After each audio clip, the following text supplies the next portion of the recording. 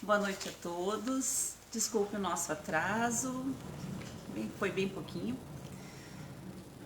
Vamos então iniciar o nosso trabalho de hoje. Quem quiser já deixar separadinho a água para a magnetização no final. Vamos nos acomodando, ficamos da melhor forma possível, abrindo o nosso coração e as nossas mentes, agradecendo a Deus por mais um dia, pedindo e emanando energias positivas, que os benfeitores possam estar juntos conosco, que a gente possa ter uma palestra que nos traga ensinamentos, que nos faça a pensar, que nos melhore, sempre emanando muita paz, muito amor e muita luz, nos fortificando para que possamos passar por mais uma semana com muito amor, muita paz e muita luz. Iniciamos então a palestra de hoje. Hoje o assunto é do Evangelho segundo o Espiritismo, o capítulo 9, Bem-aventurados os mansos e pacíficos. E quem irá palestrar para nós hoje é a Karina.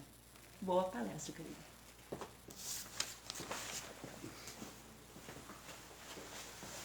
Boa noite a todos, boa noite a todos aqui presentes.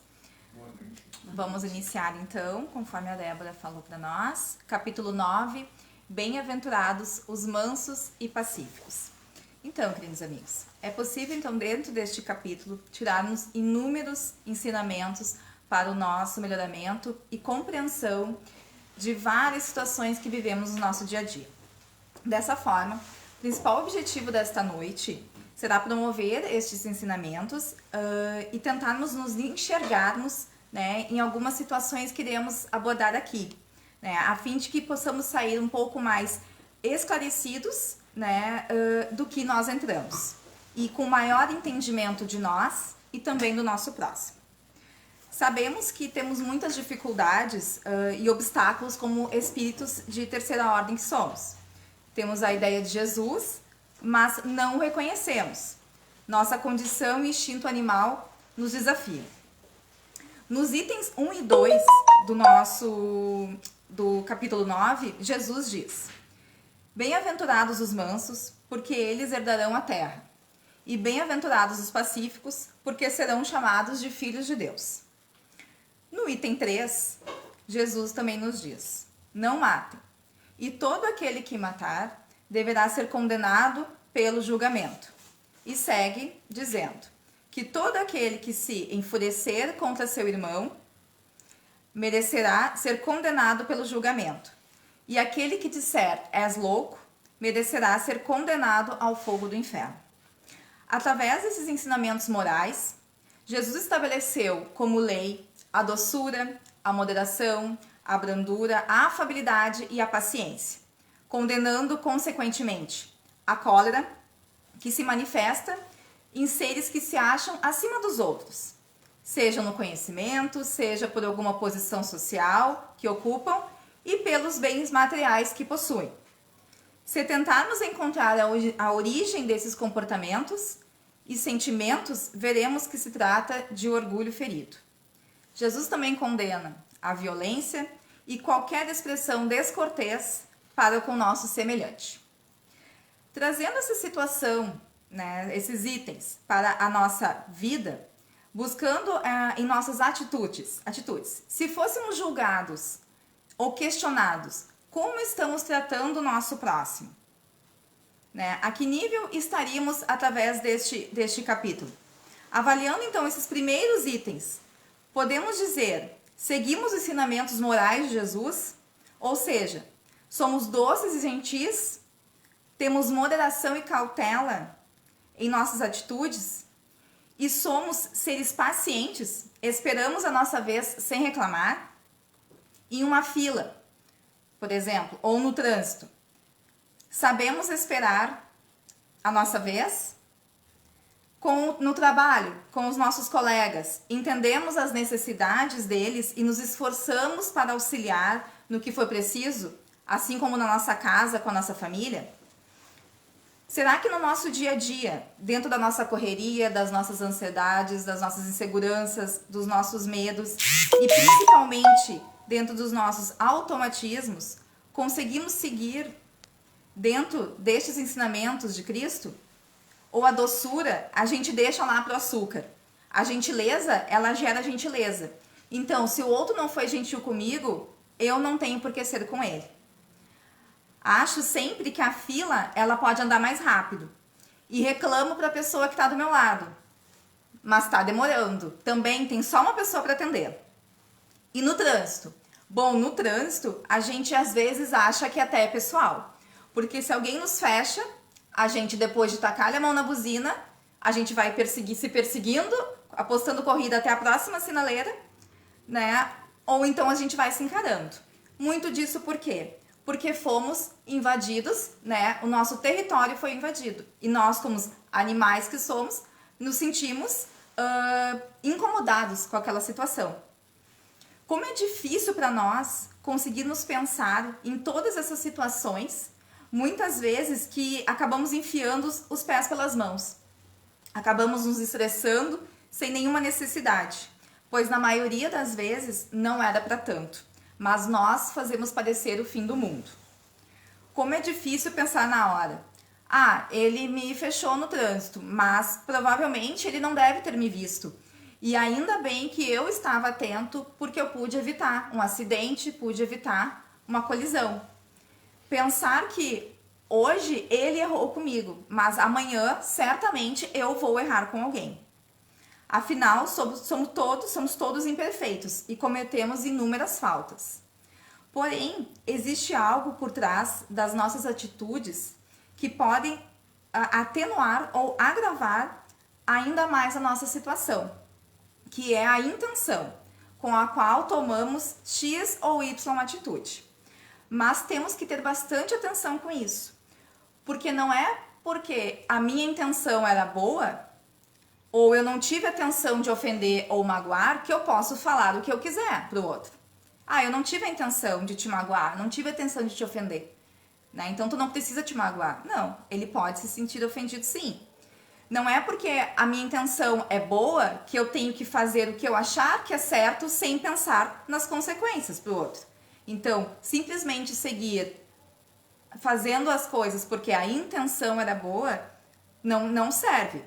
Ofender alguém mesmo sem intenção segue sendo uma falta grave, pois toda palavra ofensiva, ela expressa um sentimento contrário à lei de amor e caridade. Uma palavra ofensiva, além de alimentar o ódio e alimentar o rancor, porque nós sabemos, quando nos sentimos ofendidos, a nossa tendência é revidar, é pagar na mesma moeda, nós vamos retrucar. E isso vai contra a bondade e a fraternidade que deve haver entre nós irmãos. Depois da humildade com Deus, ser caridoso com o próximo deve ser a primeira lei de todo cristão. Quando Jesus nos diz, bem-aventurados que são mansos, pois herdarão a terra, ele quis dizer, felizes aqueles que são mansos, porque herdarão a terra, por mais que agora somente os violentos apossem-se dos bens terrenos, possuindo muitas vezes em excesso, e para os mansos frequentemente lhe falta os necessários. Quantas vezes a gente não observa isso? Pessoas com muito e outros com quase nada para viver. Jesus promete que a justiça será feita assim na terra como no céu, pois os mansos e pacíficos serão chamados de filhos de Deus. Aqui neste trecho, nós conseguimos identificar, neste último parágrafo que eu relatei, uma das chagas da humanidade que nós precisamos trabalhar. Por que muitos têm muito e outros têm quase nada para viver? É um problema ter muito? Não, não é um problema ter muito. Eu trabalho, eu conquisto e isso não tem problema. Mas no momento que eu tenho mais, eu também tenho o dever de colaborar e ajudar mais. E isso faz a gente pensar o quanto é importante a questão de trabalharmos o nosso egoísmo. Desligou.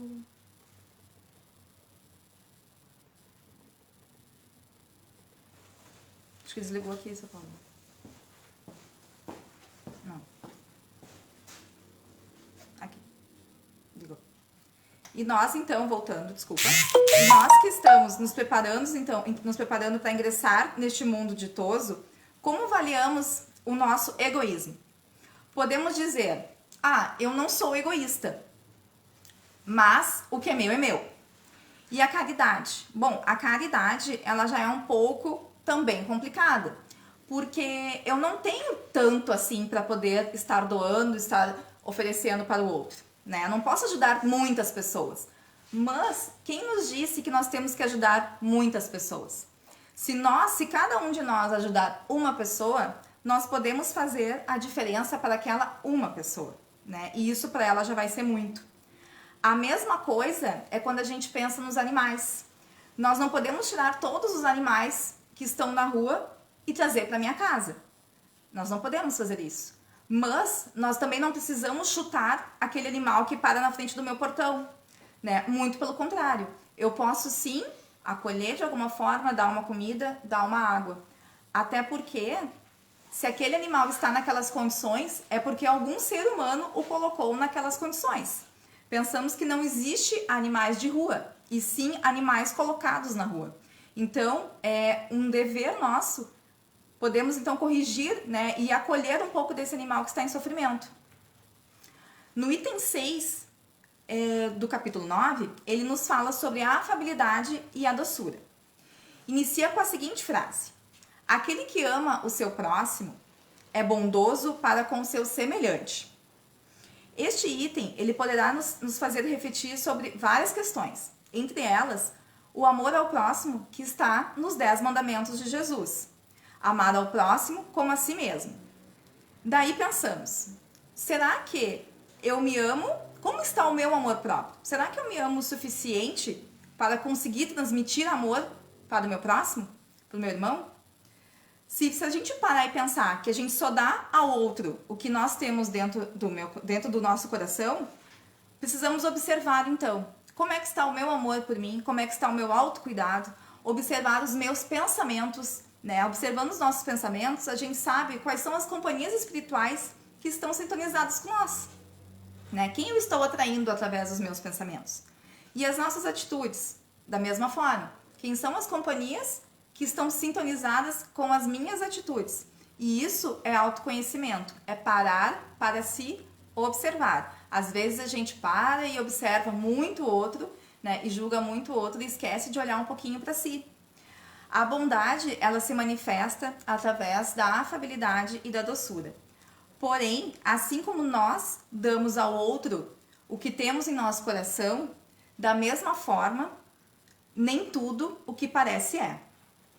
Se tratando de afabilidade e doçura, este item ele refere uma realidade de um mundo que está cheio de pessoas com sorrisos nos lábios e veneno no coração, que são mansas desde que nada as incomode, mas agridem a menor contrariedade, que costumam falar bem quando estão na frente, mas pelas costas as palavras se transformam.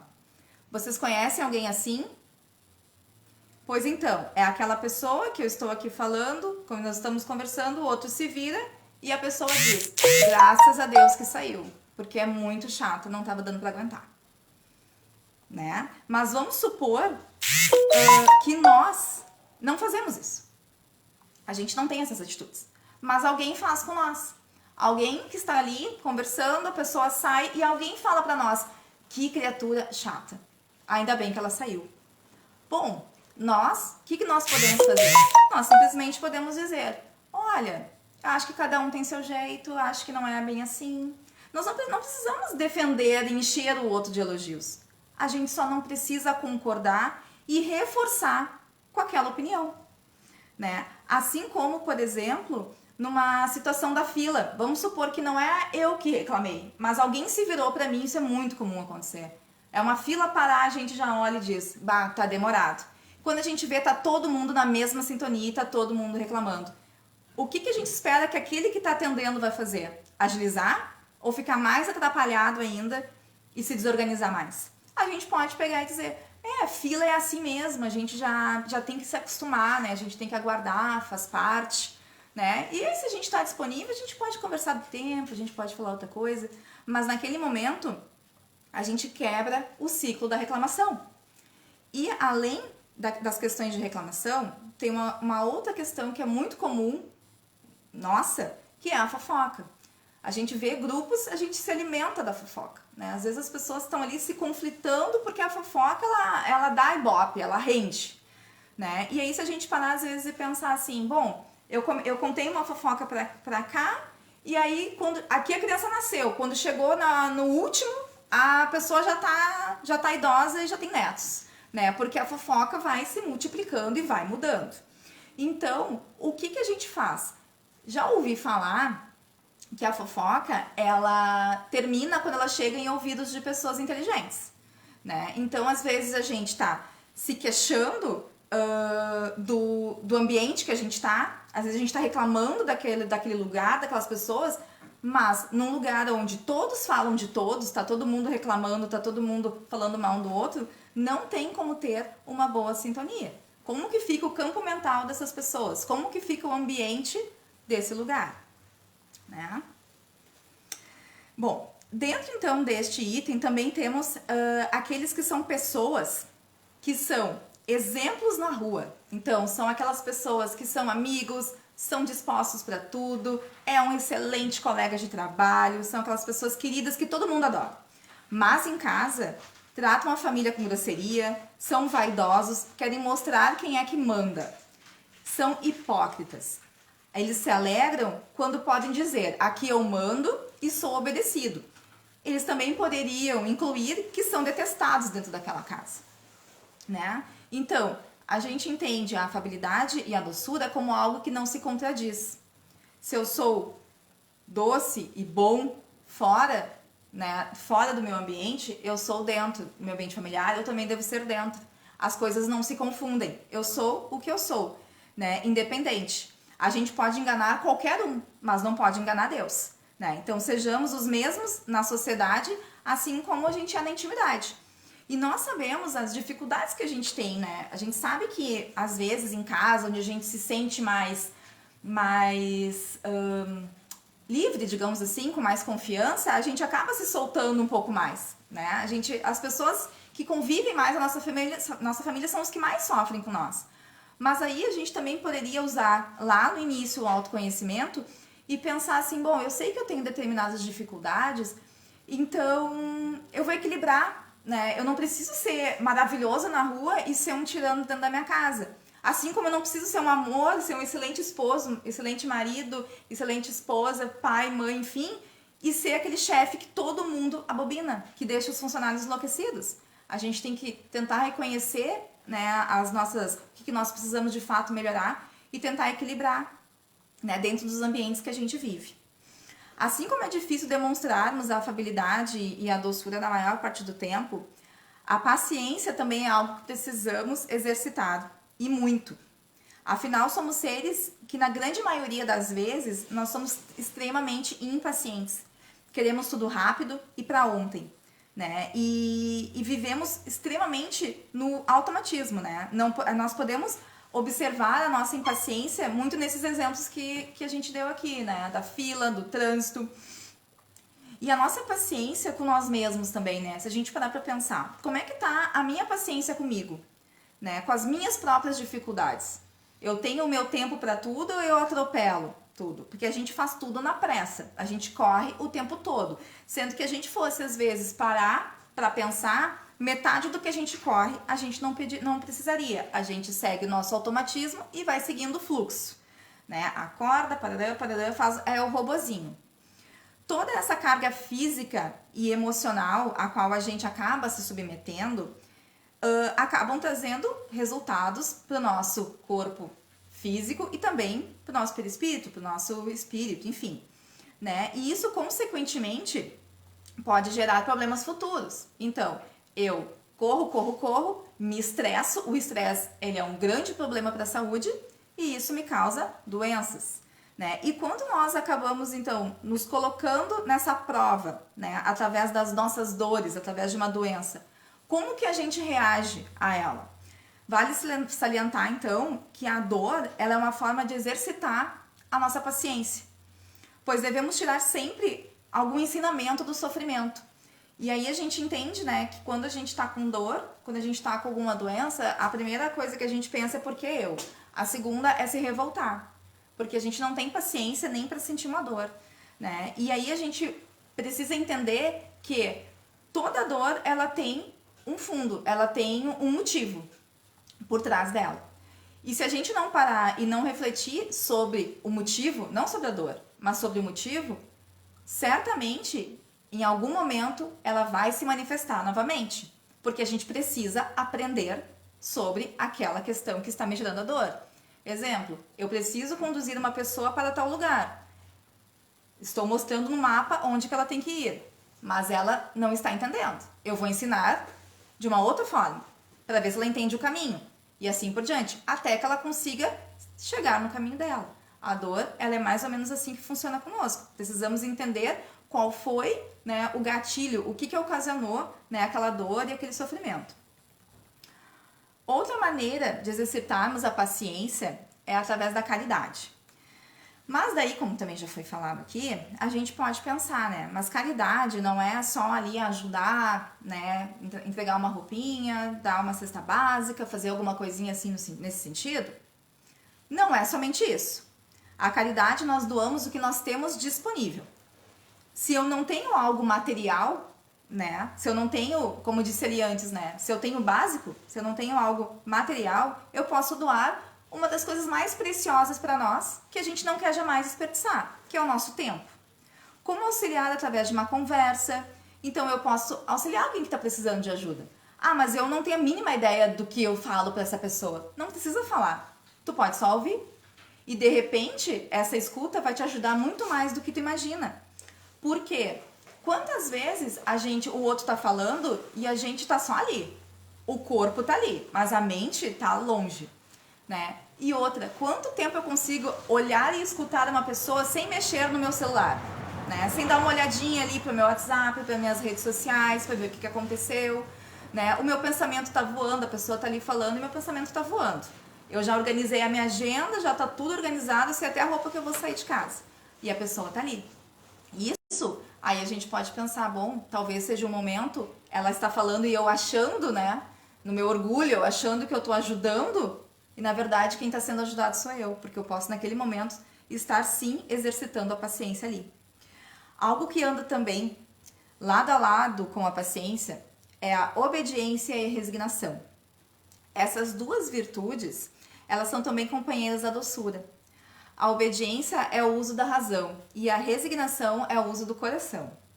Essas duas qualidades, obediência e resignação, são forças muito grandes, pois os homens eles revoltam-se quando precisam ser pacientes e resignados.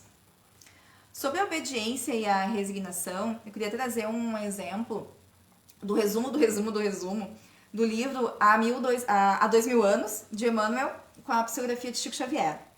Esse livro, ele conta a vida de Emmanuel, lá na época de Jesus, que ele era chamado de Publio Lentulus, e casado com a Alba Lucínia. Eles eram felizes, eles se amavam, eles tinham filhos, e mesmo assim, com todas, né, essas coisas boas que existiam entre eles, não foi suficiente para que Publio acreditasse nas mentiras, né, nas maledicências que estavam inventando em relação à sua esposa, né, as fofocas, dizendo que ela estava lhe traindo.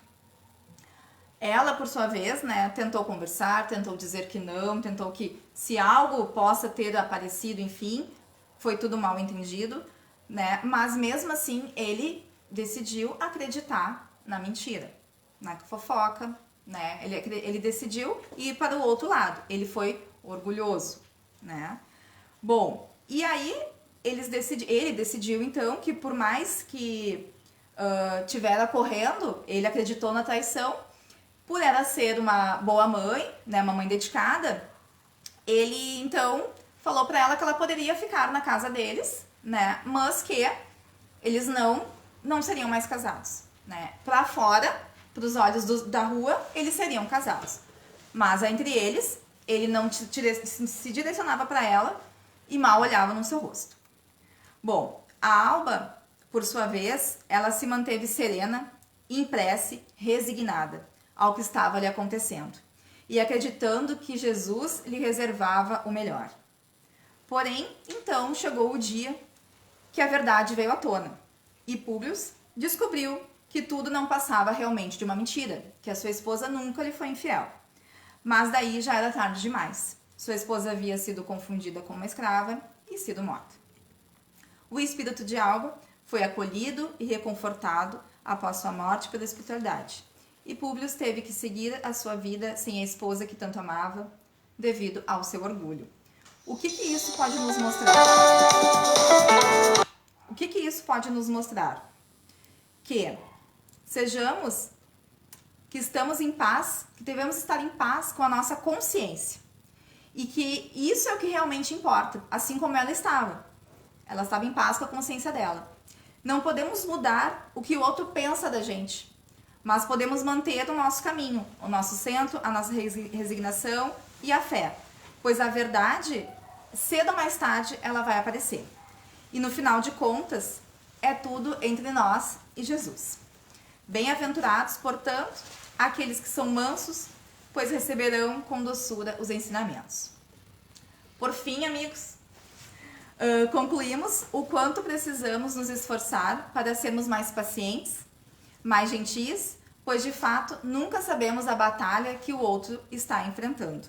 Devemos buscar manter o nosso coração em paz, evitando o rancor, a raiva, buscando o perdão e o bem na caridade. Entendendo que vivemos a imortalidade e que tudo que evoluirmos aqui será válido para as próximas etapas que ainda iremos alcançar. Seja isso. Obrigada. Débora. Obrigada, Karina.